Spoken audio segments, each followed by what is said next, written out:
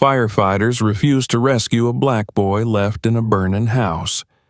His mother pleads for help, but no one moves.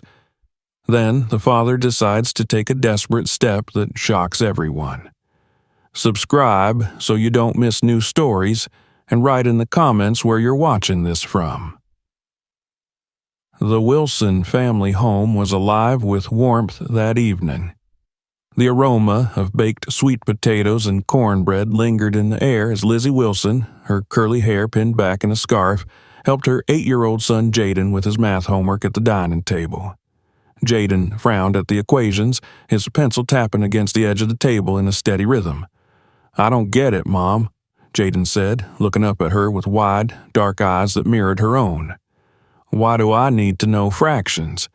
I'm going to be a firefighter, not a math teacher." Lizzie chuckled softly, ruffling his hair.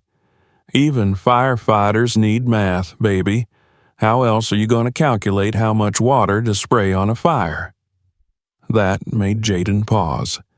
His face lit up with curiosity, and he picked up his pencil again. Lizzie smiled, proud of her son's determination, and watched as he started working on the problem with renewed enthusiasm. In the living room, Derek Wilson, Lizzie's husband, sat at his laptop typing furiously as he prepared for an upcoming presentation.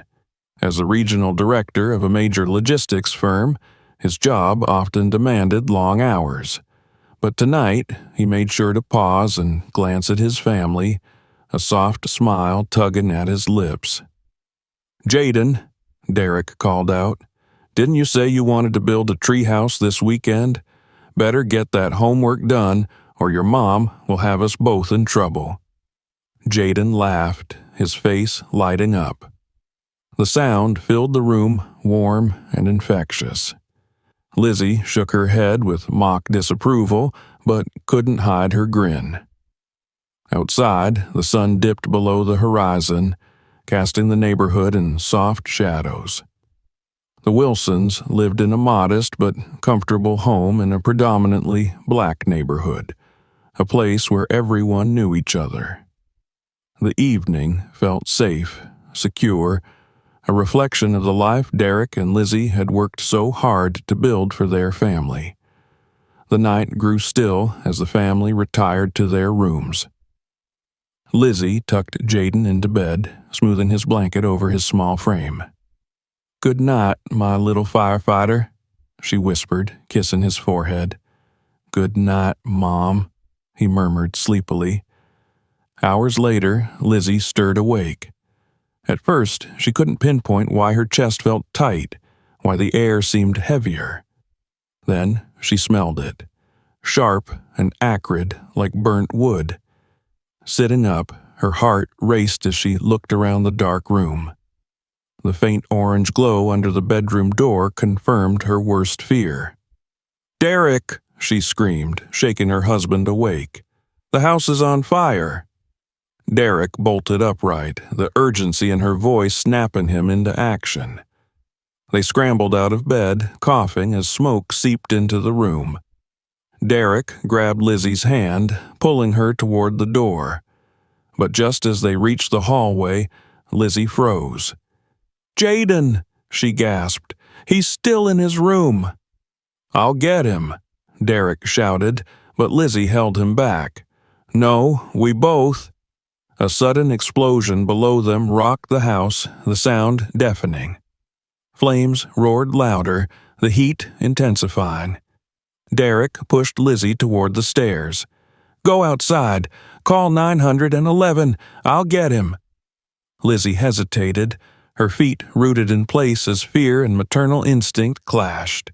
Finally, she obeyed, stumbling down the stairs, choking on the thick smoke as she ran toward the front door. Outside, the cold night air stung her lungs, but Lizzie barely noticed. She turned and screamed at the top of her lungs, "Help! Somebody help! My baby's still inside!" Neighbors began emerging from their homes, their faces pale with horror. Lizzie grabbed her phone and dialed 911, her hands shaking so badly she could barely press the buttons. "Please," she cried into the phone. "My son is trapped inside our house. It's on fire." The operator's voice was calm but distant, as if detached from the urgency of Lizzie's plea. "Help is on the way, ma'am. Stay outside and keep clear of the fire." Moments later, the wail of sirens cut through the chaos. A fire engine pulled up to the curb, its lights flashing red and blue against the dark sky. Lizzie ran toward the firefighters as they disembarked, her voice hoarse from screaming. "My son is still inside," she shouted, pointing toward the burning house. "He's in his room, upstairs. Please, you have to save him." The fire captain, a tall, stocky man with a grizzled face, looked at her with a cold, appraising expression. He glanced back at the inferno, then at his team. "It's too dangerous," he said flatly. "We can't risk it without clear evidence that someone's alive inside." Lizzie stared at him in disbelief, her voice cracking as she yelled, "He's alive! I just saw him before the fire started. Please, he's only 8 years old." But the captain shook his head. "Ma'am, I need you to stay back. We'll contain the fire." The words hit Lizzie like a physical blow. Her knees buckled and she collapsed onto the grass, sobbing uncontrollably. Neighbors tried to comfort her, but she pushed them away, her cries echoing into the night. Derek emerged from the house, coughing and covered in soot. His eyes scanned the scene, landing on Lizzie. He rushed to her side. "They won't go in," Lizzie choked out. "They're just standing there." Derek's jaw tightened, his fists clenching at his sides. Without a word, he turned and ran toward the house. "Derek, no!" Lizzie screamed after him, but he didn't stop. The firefighters shouted warnings, but Derek ignored them. He disappeared into the flames, the heat searing his skin even through his clothes. Inside, the smoke was suffocating, and the heat was unbearable. But Derek's thoughts were singular. Jaden, his son. He found Jaden in his room, huddled under the bed. The boy's small frame trembled as Derek reached for him, pulling him into his arms. "It's okay, buddy. I've got you," Derek whispered, though his voice was barely audible over the roar of the fire. Carrying Jaden, Derek staggered back through the house, his vision blurred by smoke. Flames licked at his arms, scorching his skin, but he kept moving. Finally, he stumbled out the front door, collapsing onto the lawn with Jaden cradled in his arms. The crowd erupted into cheers and gasps. Lizzie ran to them, wrapping her arms around both of them, tears streaming down her face. Derek's hands were burned, his face blistered, but he smiled weakly as he looked at his wife and son. "He's safe," he whispered before losing consciousness. Lizzie screamed for help, and paramedics rushed to Derek's side. As they loaded him into the ambulance, Lizzie held Jaden close, vowing that she would make sure no one ever had to experience this nightmare again. The hospital smelled of antiseptic and desperation. Lizzie sat by Derek's bedside, her hands trembling as she clutched his unresponsive hand. His face was bandaged, leaving only his swollen eyes visible, and his breathing was shallow under the oxygen mask. The doctors assured her he was stable, but every beep of the monitor felt like a countdown, each sound hammering into her the reality of how close she'd come to losing him. Jaden lay in the pediatric ward just a few doors away, his small body wrapped in a blanket.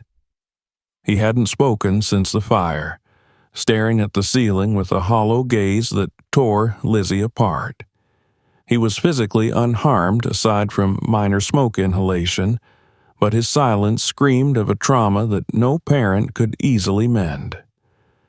Lizzie alternated between their rooms, her heart breaking with each step.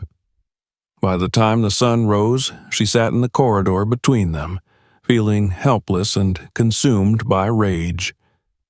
The video hit the internet early that morning. One of their neighbors had captured everything: the fire roaring through the house, Lizzie's desperate cries for help, the firefighters standing idly by, and Derek's brave charge into the flames. The footage spread like wildfire itself, sparking outrage across social media. Comments flooded in, some expressing horror and sympathy, others accusing the firefighters of negligence, and a small but venomous group blaming Lizzie and Derek for putting their child in danger. Lizzie saw the video for the first time when a nurse handed her a phone. At first, she could barely watch, her stomach turning as her own screams echoed from the small screen. But as the scene unfolded, her anger began to build. "They just stood there," she whispered, her voice thick with disbelief. "They watched him go in and did nothing." The nurse placed a hand on her shoulder. "It's already going viral. People are talking about it. Someone's going to have to answer for this." Lizzie nodded numbly, her mind racing. She thought of Derek lying unconscious, of Jaden's vacant stare, of the cold expression on the fire captain's face when he dismissed her pleas. Someone would answer for this. By noon, reporters were outside the hospital. Lizzie had barely stepped out for fresh air when the first microphone was shoved in her face. Questions flew at her, each one sharper than the last. "Mrs. Wilson, do you think the firefighters were negligent? Do you believe race played a role in their response?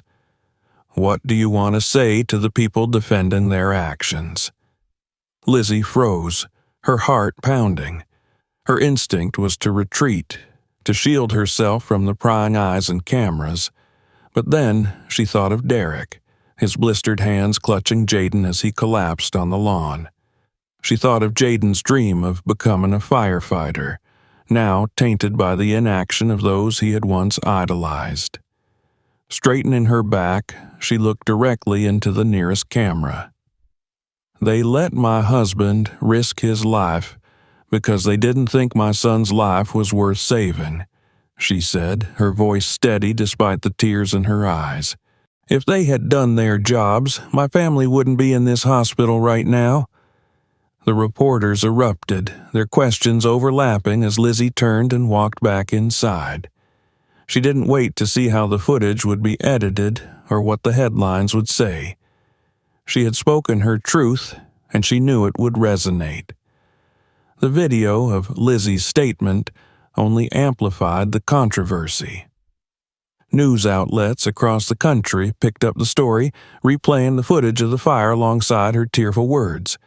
Social media erupted into debates, with hashtags like #JusticeForJaden trending within hours. But not everyone was on their side. In online forums and comment sections, some questioned the Wilsons' account, suggesting they had exaggerated the firefighters' negligence. Others made thinly veiled racist remarks, blaming the family for the fire or dismissing their accusations as playing the race card. Lizzie saw some of the comments but forced herself to look away. She couldn't afford to let the negativity derail her. She had a family to protect, and she was determined to hold the firefighters accountable. Later that day, Lizzie was approached by a city official in a sharp suit and a carefully neutral expression. He introduced himself as Deputy Mayor Roberts and asked to speak with her privately. They sat in the hospital cafeteria, the hum of vending machines and the clatter of trays providing a strange backdrop to their conversation. Roberts began by expressing his deepest sympathies for what her family had endured.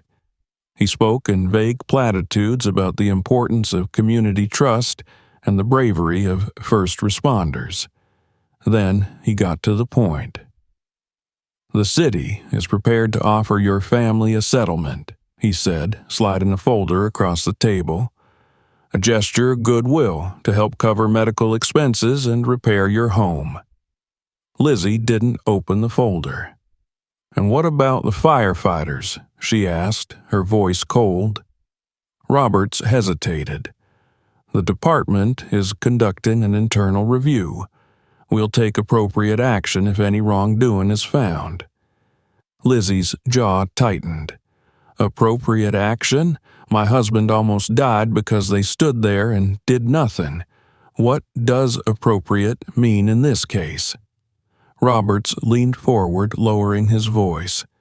"Mrs. Wilson, the city doesn't want this to turn into a larger issue. A settlement would allow everyone to move forward without further complications." Lizzie stood, pushing the folder back toward him. "Complications? My son can't sleep without screaming. My husband is lying in a hospital bed, and you think money will make this go away?" Robert sighed, gathering the folder. "I hope you reconsider," he said before walking away. Lizzie returned to Derek's room, her resolve hardening. They weren't going to buy her silence. Not now. Not ever. That night, as Derek stirred for the first time, Lizzie sat beside him, clutching his hand. His eyes fluttered open, groggy but aware. When he saw her, he managed a weak smile. "Hey," he croaked. "You okay?" Lizzie laughed bitterly, tears streaming down her face. "I should be asking you that." Derek squeezed her hand weakly. "We're alive. That's what matters." Lizzie nodded, but her mind was already racing. Being alive wasn't enough, not when the people who were supposed to protect them had failed so miserably, not when others were trying to sweep it under the rug. "Derek," she said softly, "we have to fight this. For Jaden. For us. For everyone who's ever been ignored because of the color of their skin." Derek's eyes softened, his lips forming the words she already knew. "I'm with you." Lizzie sat back, exhaling deeply. They were at the beginning of a long battle, but she wasn't afraid. She had her family. She had the truth. And she had nothing left to lose. Lizzie's days became a blur of hospital visits, phone calls, and sleepless nights. Every time she closed her eyes, she saw the fire, flames licking the walls, Derek disappearing into the inferno, and Jaden's silent, empty stare. But her grief had hardened into something sharper: determination. She refused to let her family's suffering be ignored, brushed aside as just another tragedy. There had to be accountability. One morning, as Lizzie sat by Jaden's bed, scrolling through the latest flood of online articles about the fire, her phone buzzed. The caller ID displayed the name of an old family friend, Cynthia, a civil rights attorney based in the city. "Lizzie," Cynthia began, her voice calm but firm, "I've seen the videos. What happened to your family is a disgrace, and I want to help. We need to gather evidence. We need witnesses. This isn't just negligence. It's systemic." Lizzie's chest tightened as Cynthia spoke. She had hoped someone would step up, but hearing those words ignited a spark of hope she hadn't felt in days. "What do we do first?" Lizzie asked, her voice steady despite the storm of emotions swirling inside her. "Start with the fire department," Cynthia replied. "Their history, their leadership, their response to similar incidents. I guarantee this wasn't the first time they failed someone." Cynthia arrived in town that afternoon, setting up a temporary office in Lizzie and Derek's charred, smoke-stained living room. Together, they pored over reports, scoured the internet for similar cases, and combed through the video footage frame by frame. Derek, still recovering but unwilling to sit idle, joined them despite Lizzie's protests. As they dug deeper, patterns began to emerge. The fire department's response times were consistently slower in predominantly black neighborhoods. Complaints of mistreatment and neglect had been filed before, but were buried under bureaucratic jargon and inconclusive investigations. Several former firefighters had resigned in frustration, citing a toxic, discriminatory culture. One name came up repeatedly: Captain Mason, the grizzled man who had dismissed Lizzie's pleas that night. He had been in charge during multiple incidents where delays or inaction had cost lives, yet he remained in his position. Through social media and community connections, Lizzie and Cynthia tracked down one of the former firefighters, a man named Greg Andrews. He reluctantly agreed to meet them at a diner on the outskirts of town. Greg was younger than Lizzie expected, with tired eyes and a nervous energy that made him glance over his shoulder every few minutes. Over a plate of untouched fries, he recounted his experiences in the department. "It's a boys' club," Greg admitted, his voice low. "You either fall in line or they make your life hell. They talk about neighborhoods like yours like they're war zones. They don't see people, they see risks." Lizzie's hands trembled as she gripped her coffee mug. But why stay silent? Why let this continue? Greg looked down, shame clouding his face. "I thought I could make a difference from the inside. I tried to call it out once, but they shut me down, called me soft, threatened my job. I left before they could ruin me." Cynthia leaned forward. "Greg, your testimony could change everything. If you're willing to speak out." "No." He cut her off, his voice sharp. "You don't get it. These people don't play fair. If I go public, they'll destroy me." Lizzie felt her hope falter, but Cynthia didn't press further. As Greg left the diner, Lizzie wondered how many others had seen the same rot within the system but had been too afraid to act. Days later, as Lizzie and Derek prepared for yet another media interview, a young firefighter approached their temporary home. He introduced himself as Jackson, a rookie in the department who had been present the night of the fire. I need to talk to you," Jackson stammered, his face pale. "I've been watching the news and I can't keep quiet anymore." Lizzie and Derek invited him in, offering him a seat at the dining table where the smell of ash still lingered. Jackson fidgeted, his hands twisting nervously. "That night," he began, "I wanted to go in. I begged Captain Mason to let me, but he told me to stand down, said it wasn't worth the risk." Lizzie's stomach churned. "Why didn't you defy him?" Jackson's voice cracked. "I wanted to, but I was scared. Mason runs the department like a dictatorship. If I'd disobeyed, I would have been blacklisted, maybe worse." Derek leaned forward, his bandaged hands resting on the table. "Why are you here now?"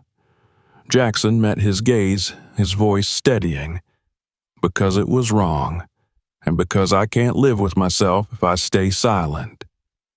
Cynthia joined them, explaining the risks and the process of giving a formal statement. Jackson hesitated but ultimately agreed, his face a mix of fear and resolve. Meanwhile, Lizzie attended a community meeting at a local church, where neighbors and activists gathered to discuss the fire. The room buzzed with anger and frustration, but also with a growing sense of solidarity. "We've been ignored for too long," one woman said, her voice firm. "This isn't just about the Wilsons. This is about all of us." The crowd erupted in agreement, and plans for protests and petitions began to take shape. Lizzie found herself at the center of the movement, her voice growing stronger with each passing day. As the weeks passed, tensions in the town reached a boiling point. Protests outside the fire department became a daily occurrence, drawing both supporters and detractors. Signs bearing messages like "Justice for Jaden" and "End racism in our services" clashed with counter-protests accusing the Wilsons of exaggerating their claims. Inside the fire department, the atmosphere grew more hostile. Captain Mason publicly denied any wrongdoing, dismissing Lizzie and Derek's accusations as emotional overreaction. But Lizzie was undeterred. She knew the truth, and she wasn't going to let Mason or anyone else bury it. The courtroom buzzed with tension as the Wilsons walked in, flanked by their lawyer, Cynthia. The media had swarmed outside, their cameras capturing every step, every glance. Inside, the rows were packed with supporters from the community, their faces a mixture of hope and anger. On the other side sat Captain Mason and his legal team, their expressions steely and composed. Lizzie felt a surge of nerves as she took her seat. Derek, his burn still healing, reached for her hand and gave it a reassuring squeeze. Jaden, sitting with a family friend, offered a small, fragile smile. This was the moment they had been working toward, the chance to hold the fire department accountable for their inaction.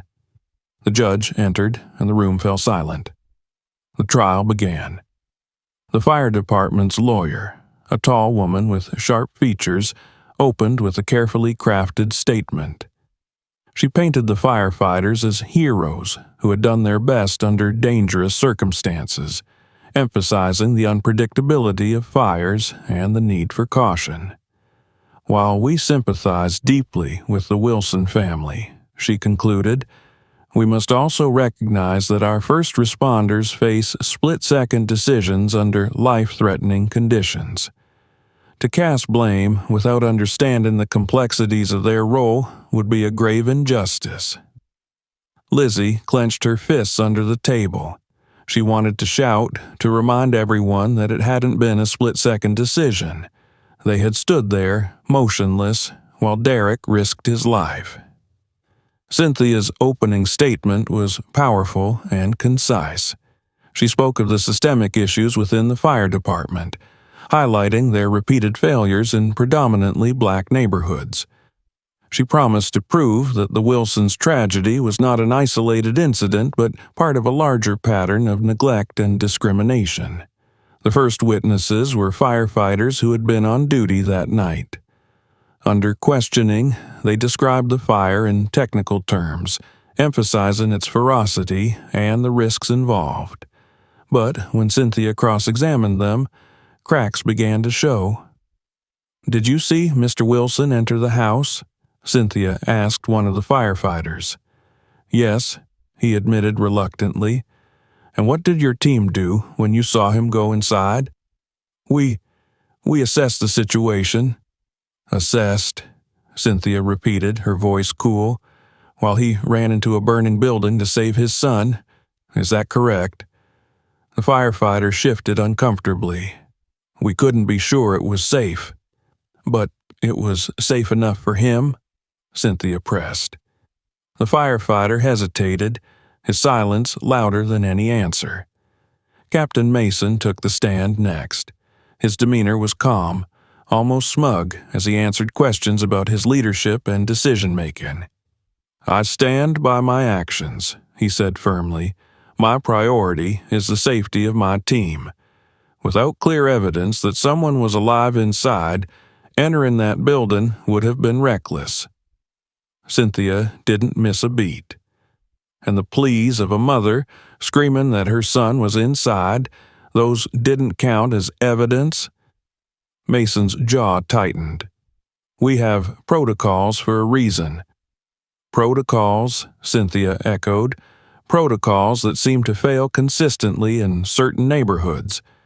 Would you say your department's response times are the same across all areas of this city?" Mason's lawyer objected, but the question hung in the air, unanswered. Then came the testimony that changed everything. Jackson, the young firefighter who had visited the Wilsons' home, took the stand. His hands trembled as he was sworn in, but his voice was steady as he began to speak. "I was there that night," he said, looking directly at the jury, "and I wanted to go in. I begged Captain Mason to let me, but he told me to stand down." The courtroom murmured in surprise. Mason's lawyer shot to her feet, objecting furiously, but the judge allowed Jackson to continue. "He said it wasn't worth the risk, that we couldn't know for sure if anyone was alive. But I knew. I could hear them screaming.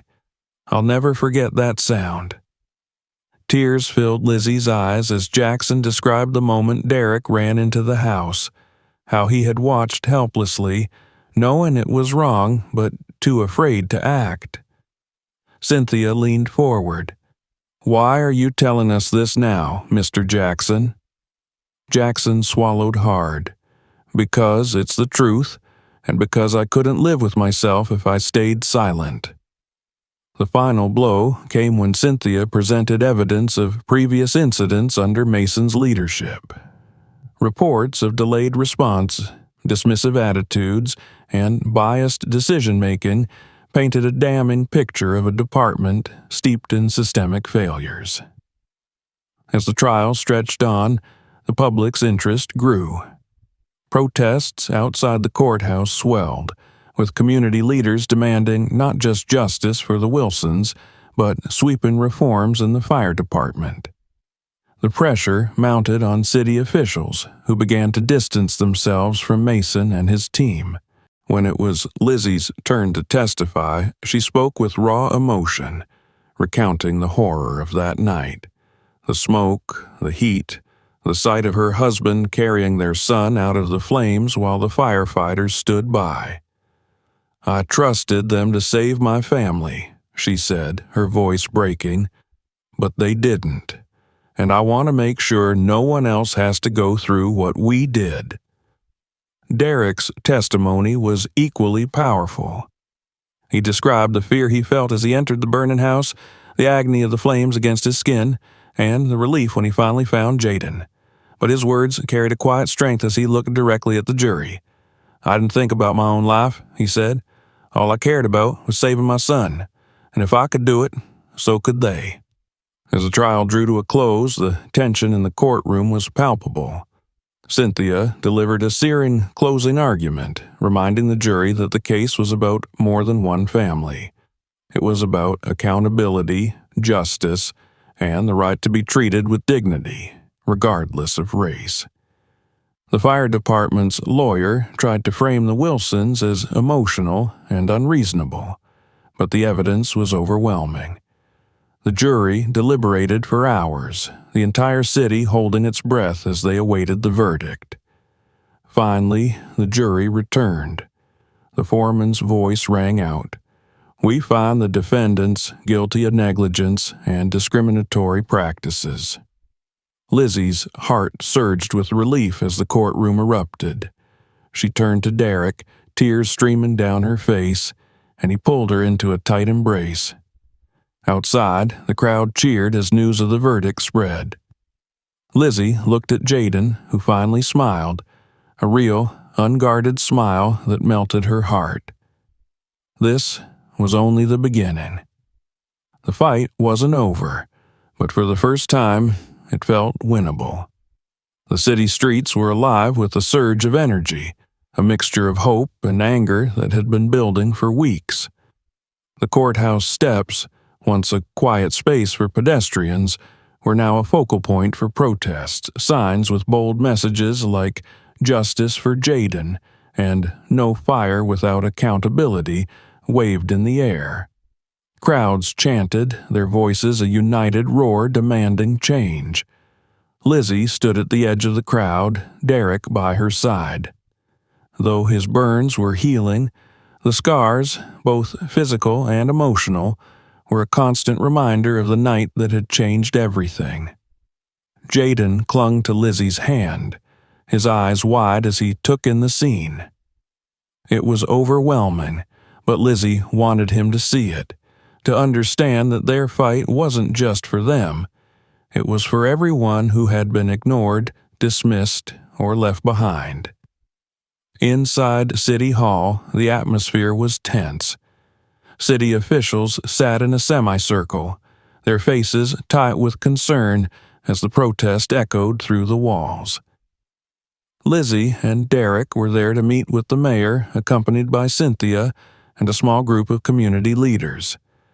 The fire department's leadership was conspicuously absent, a calculated move to distance themselves from the escalating controversy. Mayor Brooks, a middle-aged man with graying hair and an air of polished diplomacy, began the meeting with a carefully rehearsed speech.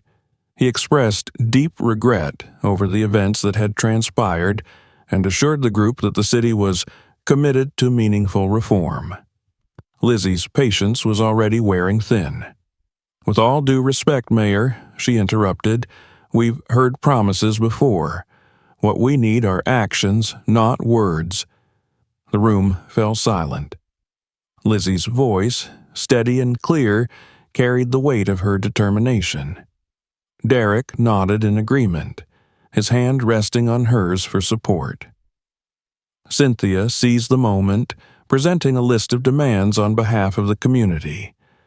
The immediate suspension of Captain Mason and other implicated officers, a full investigation into the fire department's practices, and the implementation of anti-discrimination training across all emergency services. The mayor hesitated, his polished demeanor cracking under the pressure. "These are significant changes," he said carefully. "We'll need time to—" "Time?" Derek interrupted, his voice firm. "We didn't have time to wait when our son was trapped in that fire. You can't ask us to wait now." The city's response, or lack thereof, only fueled the protests. Over the next few days, the movement grew. People from neighboring towns joined the demonstrations, turning the courthouse steps into a sea of voices demanding justice.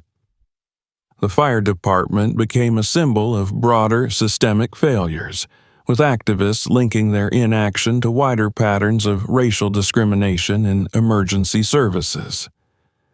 Lizzie became an unexpected leader in the movement. Her powerful speeches, delivered with raw emotion, resonated with the crowd. She spoke not just of her own family's pain, but of the countless others who had suffered in silence. Derek often stood beside her, his quiet strength lending weight to her words. As the pressure mounted, cracks began to show within the fire department. Leaked emails revealed a pattern of dismissive attitudes toward calls from predominantly black neighborhoods. One particularly damning message, attributed to Captain Mason, described a fire in a similar area as not worth the risk. The public outrage reached a fever pitch. City officials had no choice but to act. Mason was placed on administrative leave, and several other firefighters resigned amid the scandal. The mayor announced the creation of an independent oversight committee to investigate the department and recommend reforms. For Lizzie and Derek, the victory was bittersweet. They had achieved what many thought was impossible, but the fight had taken its toll. Jaden still woke up screaming some nights, and Derek's injuries required ongoing treatment. Their home, though repaired, felt like a shell of what it once was, a constant reminder of the life they had lost. One evening, as Lizzie sat at the kitchen table, she opened a letter from a woman she didn't recognize. The letter was handwritten, the ink slightly smudged as if the writer had hesitated with each word. "Dear Mrs. Wilson," it began, "I don't know if you'll ever read this, but I need to thank you. My brother died in a fire 5 years ago because the firefighters didn't come in time. We didn't have the strength to fight like you did. You're giving a voice to people like us, and I'll never forget it." Tears blurred Lizzie's vision as she read. She folded the letter carefully, placing it in a box where she kept similar notes that had begun arriving in the mail. Each one was a reminder of why they couldn't stop now. The culmination of their efforts came at a town hall meeting, where the findings of the independent investigation were presented. The report was damning, detailing years of neglect, discriminatory practices, and a culture of impunity within the fire department. The Oversight Committee recommended sweeping changes, including the firing of senior leadership and the implementation of community-based accountability measures. When the mayor announced that the recommendations would be enacted in full, the room erupted into applause. Lizzie felt a wave of relief but also a sense of unfinished business. This was a victory, but it wasn't the end. Back at home, Derek and Lizzie sat with Jaden, helping him write a speech for an upcoming event at the fire station. Jaden, still shy but growing more confident, wanted to thank the firefighters who had joined the movement for change. "Do you think they'll listen to me?" he asked, looking up at his parents. Lizzie smiled, brushing a curl from his forehead. "They'll listen, sweetheart, because you have something important to say." Derek nodded, his voice warm. "And because you're braver than most adults I know." The next day, the Wilson family stood on the steps of the fire station as Jaden delivered his speech. His small voice carried across the crowd, trembling at first but growing steadier with each word. "My dad saved me because he loved me," he said, "but everyone deserves to be saved, no matter who they are. I want to be a firefighter someday, and I want to make sure no one gets left behind." The crowd erupted into cheers, and Lizzie felt a swell of pride as she wrapped her arm around Derek. For the first time in what felt like forever, the future didn't seem so uncertain. The sunlight streamed through the repaired windows of the Wilsons' home, filling the living room with warmth. The smell of pancakes and syrup wafted from the kitchen, where Lizzie was flipping breakfast for her family. Jaden sat at the table, his homework spread out in front of him, diligently working through a list of spelling words. His hand moved quickly, a focused expression on his face, a stark contrast to the haunted look he had worn for weeks after the fire. Derek, seated nearby with a cup of coffee, watched his son with quiet pride. His arms, still scarred from burns, ached in the morning chill, but he didn't let it show. The pain had become part of his new normal, a reminder of the night he had faced death for his family. For Derek, every smile from Jaden, every laugh, every moment of normalcy was worth it. "Mom, how do you spell bravery?" Jaden asked, glancing up from his notebook. Lizzie paused, her spatula hovering over the stove. She looked at Derek, and they exchanged a smile. "You've already got it in you, baby," Lizzie said softly. "You just need to write it out." Jaden grinned, his pencil scratching across the paper. Later that day, the family gathered in the car, driving to a special event at the town square. It had been weeks since the trial, and the city had begun implementing the sweeping reforms outlined in the Oversight Committee's recommendations.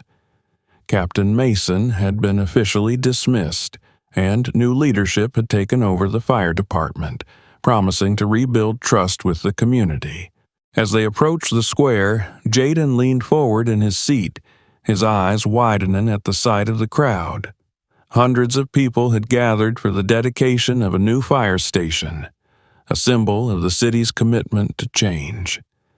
The building stood tall and gleaming, its modern design a stark contrast to the worn-down facilities it replaced. The Wilsons were greeted with cheers as they arrived. Supporters from the protests, neighbors, and activists waved and clapped, their faces beaming with gratitude. Lizzie felt a surge of emotion as she stepped out of the car, holding Jaden's hand. This wasn't just about her family anymore. It was about an entire community standing together. The ceremony began with speeches from city officials.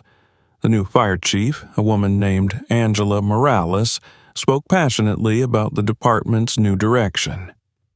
"We are here to serve everyone," she said firmly, her voice carrying across the square.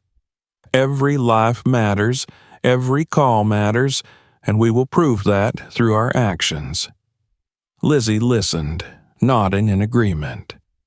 Angela's appointment had been a victory for the community, a sign that their voices had been heard. Next, the mayor took the podium, but his words barely registered with Lizzie. She was focused on Jaden, who was nervously clutching a piece of paper in his hands. He had been invited to speak at the ceremony, and despite his initial hesitation, he had agreed. When it was Jaden's turn, Derek gave him an encouraging nod, and Lizzie knelt to whisper in his ear, "Just speak from your heart, baby. You've got this." Jaden took a deep breath and walked up to the microphone. The crowd fell silent as the boy, barely tall enough to reach the podium, adjusted the microphone. "My name is Jaden Wilson," he began, his voice trembling slightly. "A few months ago, I was really scared. I thought no one was coming to help me. But my dad came. He saved me because he loves me." He paused, his eyes scanning the crowd. "I think everyone deserves to have someone come for them. It doesn't matter where you live or who you are. If you need help, people should come." The crowd murmured in agreement, and Jaden's confidence grew. "One day, I want to be a firefighter too, and when I am, I promise to help everyone, because that's what heroes do." The crowd erupted into applause. Lizzie wiped away tears as Derek stood and clapped, his face glowing with pride. Jaden stepped down, running into his mother's arms as the applause continued. After the ceremony, the Wilsons stayed to speak with community members and city officials. People shared their own stories of struggle and resilience, thanking Lizzie and Derek for their courage in speaking out. It was a humbling experience, a reminder of how their fight had inspired others. As the crowd began to disperse, Lizzie and Derek stood together, watching Jaden play with other children near the fire trucks on display. The sunlight caught his smile, and for the first time in months, Lizzie felt a deep sense of peace. "We did it," she said softly, leaning into Derek's side. He wrapped an arm around her, his voice steady. "We're not done yet, but we've come a long way." Lizzie nodded, knowing he was right. There was still work to be done, policies to enforce, mindsets to change. But they had planted a seed, and the community had rallied around it. Together, they had proven that even in the face of systemic injustice, change was possible. That night, back at home, the family gathered around the dining table for dinner. Jaden chattered excitedly about the ceremony, recounting every detail of his speech. Derek and Lizzie listened, their laughter filling the room. As they cleared the table, Lizzie found herself staring at the box of letters she kept on the counter. She opened it, pulling out a note from a woman whose brother had died in a fire years earlier. The words reminded her why they had fought so hard, and why they couldn't stop now. Lizzie placed the letter back in the box, her resolve solidifying. Their journey wasn't just about the past, it was about building a future where no one else would have to endure what they had. Together, they had turned tragedy into hope, and they would continue to fight for justice, one step at a time. The air was crisp and cool as autumn leaves fluttered in the breeze, casting shades of gold and crimson across the neighborhood. It had been 6 months since the fire. 6 months since the Wilson family's world had been turned upside down. But now, as Lizzie stood on her front porch watching Jaden ride his bike down the sidewalk, she felt something she hadn't in a long time. Peace. The house, fully repaired, no longer smelled of ash and smoke. Instead, the scent of fresh paint and newly planted flowers greeted visitors. Inside, family photos lined the walls. Old memories mingled with new beginnings. The fire had left its scars, but it had also forged something stronger. A community united, a family unbroken. The Wilsons had settled into a rhythm of rebuilding, not just their home, but their sense of purpose. Derek, though still recovering from his burns, had taken a more public role, speaking at forums and town hall meetings about the importance of equity in emergency services. Lizzie had become a local advocate, working with activists and city leaders to ensure the changes promised during the trial were being implemented. Their story had inspired others to come forward. People from all over the city shared their own experiences of neglect and discrimination, each voice adding weight to the movement.